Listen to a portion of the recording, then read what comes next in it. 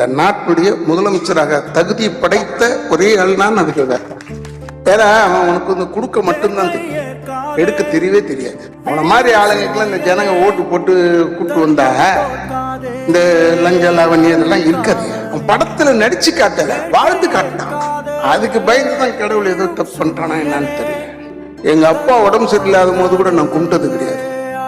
கடவுளே எங்க அப்பாவுக்கு அப்பா கும்பிட்டது கிடையாது, எங்க அம்மாக்காக கும்பிட்டுருக்கேன் இல்லைன்னு சொல்லி. பட் நான் சினிமா உலகத்துல கும்பிட்டது வந்து முதல் ஆள் விஜயகாந்த்காக தான். இந்த டனல்ல ஷூட்டிங்ல மவுண்ட் ரோட்ல ஷூட் பண்ணும்போது டஸ்ட் பட்டு இந்த கண்ணில் அடிபட்டுச்சு.